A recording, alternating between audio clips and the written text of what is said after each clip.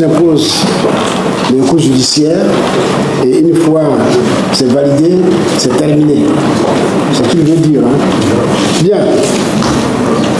Effectivement, dans le contentieux électoral, il y a des dossiers qui peuvent passer au niveau administratif, il y a des dossiers qui peuvent passer au niveau judiciaire ou juridique. Ce que nous demandons tous les jours, c'est que notre justice soit à mesure de rendre des décisions qui sont des décisions justes. Une fois c'est fait ainsi, quelle que soit la situation, le justiciable doit aller à la justice et prendre son résultat, ce qu'il mérite. Maintenant, vous posez la question de savoir si le recours judiciaire est dit d'une façon ou d'une autre, et qu'en filigrane, ça nous est défavorable, est-ce qu'on ne pourra pas revenir? C'est cela que cache toute votre question. Je ne suis pas un enfant chaud pour ce que vous voulez dire. Dans le cas des contentieux électorales, il y a des Ivoiriens, des citoyens lambda, qui doivent faire son recours. Je crois que là aussi c'est un problème parce qu'on demande aux plaignants de fournir tous les justificatifs.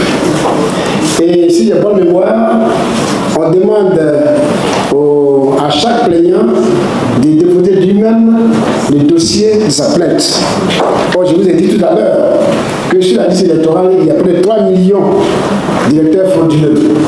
S'il faut trouver 3 millions de personnes pour aller déposer le dossier de chacun de ces fraudeurs, ça va être fastidieux. Nous avons lutté pour que les plaintes se fassent de façon globale, mais la CEI n'a pas accepté. On sait pourquoi.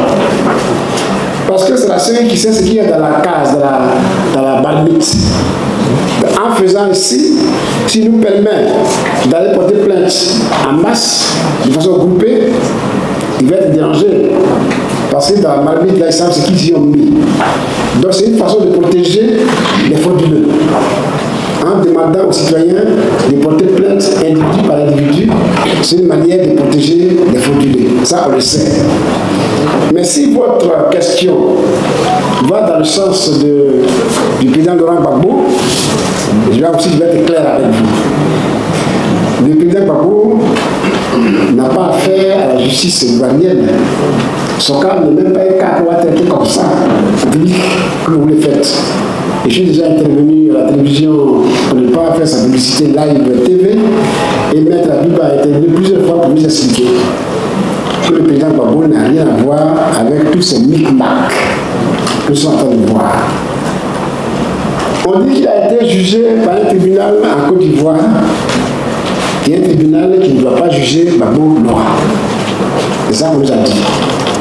Et je vous ai dit, même s'il était jugé et qu'on l'avait condamné, il y a une loi d'amnistie qui a été prise par le président Ouattara en 2018, si j'ai bonne mémoire. Cette loi d'amnistie, les pouvoirs décident de ne pas l'appliquer au président Laurent Gbagbo. Vous y comprenez quelque chose? Vous y comprenez quelque chose, vous? Moi, je n'y comprends rien. Les juristes m'ont expliqué que la loi d'amnistie amnistie les faits. Et ça, je l'ai déjà dit. Et n'amnistie pas les individus. Mon jeune frère qui est là, Colin Katina, il a été amnistié dans la même affaire. Mais Gbagbo Noir n'a pas le droit d'être amnistié. C'est ça qui est le problème. Pourquoi lui n'a pas le droit d'être amnistié alors que les autres Ivoiriens sont amnistiés dans la même affaire? Alors que tous les Ivoiriens qui ont des difficultés sont amnistiés depuis 2018. Quand on a demandé, ils ont dit non, comme il est encore à la Cour pénale internationale, quand il va finir là-bas, on va voir son cas jusqu'aujourd'hui. Gbagbo n'a pas encore fini avec la Cour pénale internationale, Gbagbo n'est pas encore venu en Côte d'Ivoire. Il est encore à La Haye, et il est encore en Belgique. Ça, c'est de l'enfantillage. Donc, c'est à vous que je pose la question. Vous, les journalistes, dans une situation comme ça, qu'est-ce que vous dites, qu'est-ce que vous faites? Est-ce qu'il n'y a pas parmi vous des journalistes, comment on les appelle ça, d'enquête, là, voilà, qui peuvent nous faire ce travail-là et nous instruire. Nous, on a besoin d'être instruits pour les journalistes. Voilà notre problème, on a besoin d'être instruits parce qu'on ne comprend pas. On n'arrive pas à comprendre. On voit d'amnistie sélective. Or, ça n'existe pas. La loi d'amnistie sélective, ça n'existe pas. On l'a amnistié ou on n'est pas amnistié. C'est tout. Dans le problème de Gbagbo, c'est de ça qu'il s'agit. Et je vous dis que si c'est pour juger Laurent Gbagbo, ce n'est pas la justice, le tribunal ordinaire qui le juge. Et là aussi, je répète, je suis enseignant, qu'il faut aller poser la question au Conseil constitutionnel. Parce que c'est le Conseil constitutionnel qui veille sur la régularité des lois. C'est-à-dire quand on applique les lois à Côte d'Ivoire, que les députés ont obligés de voter, c'est le Conseil constitutionnel qui veille sur la régularité de cette loi. Est-ce qu'elle est bien appliquée? Est-ce que celui qui prend la décision n'abuse pas? Et c'est le Conseil constitutionnel qui nous aide à comprendre et qui prend la décision pour nous protéger. Que dit le Conseil constitutionnel de Côte d'Ivoire sur la situation de Gbagbo, jugé par un tribunal incompétent? C'est tout. Posez aussi la question que je me pose. Soyez-nous élèves pour nous aider à mieux comprendre parce qu'on ne comprend pas. Donc si c'est pour Gbagbo que vous voulez parler, je pourrais dire que le coq de Gbagbo là, c'est que c'est M. Alassane Ouattara qui ne veut pas qu'il soit candidat un point, un trait. C'est tout. Sinon, ce n'est pas la justice. Ce n'est pas la justice. Alors quelqu'un m'a dit, et j'ajambe un peu les questions, pourquoi on ne va pas discuter avec le président Ouattara? Là aussi, on a des réponses.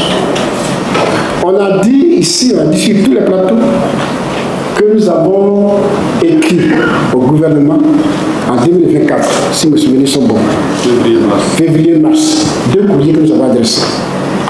Je le répète encore, le gouvernement de Mambé n'a pas daigné nous répondre. Il nous a méprisés. Il nous a méprisés. C'est ça que nous savons. Donc on a fait la démarche pour parler de la Côte d'Ivoire, pas forcément de nous, pas forcément de Laurent Gbagbo, mais parler de la Côte d'Ivoire. Parce que nous voulons la paix dans ce pays. Et le président Gbagbo a été longtemps absent. Et comme c'est lui qui a été la grosse victime de cette affaire, si Laurent Gbagbo est de la réconciliation, nous pensons que ça peut être porteur. Donc son équipe, son groupe, son parti, avec tous les demandes de choses pour aller parler de tout ça avec le président Ouattara à travers son premier ministre. Le premier ministre nous a répondu avec un silence sonore assourdissant. C'est ça que je sais. Donc, ce problème-là, je vous le confie.